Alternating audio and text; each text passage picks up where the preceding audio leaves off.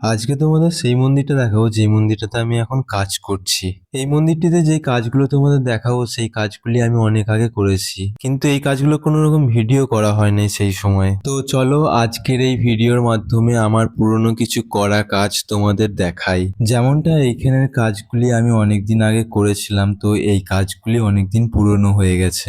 নিজের হাতে তৈরি করা কিছু পুরনো কাজ আমাকে অনেক শিক্ষা দেয় এবং ভুল ত্রুটিগুলো বুঝতেও অনেক সাহায্য করে। এই মন্দিরটাতেই আমি কাজ করছি, কিন্তু আমি নিচে অনেকদিন পরে এসে এই মূর্তিগুলোর সামনে দাঁড়ালাম।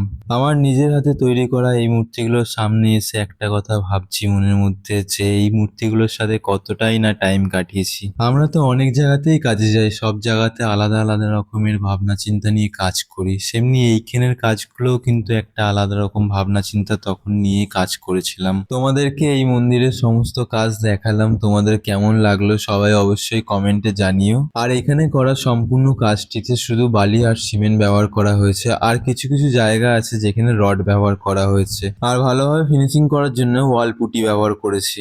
আর যেমনটা তোমাদের বললাম, এই মন্দিরে আরো একটি কাজ আমি করছি। তো উপরে তিনখানা চূড়া দেখতে পাচ্ছ, মিডিলে যে চূড়াটা আছে সেটাতে নরসিংহদেব হচ্ছে, এবং নরসিংহদেবের বাঁদিকে যে চূড়াটা আছে সেটা হনুমানজি, এবং ডান দিকে যে চূড়াটা আছে সেই চূড়াটাতে গরুড়জির মূর্তি হচ্ছে।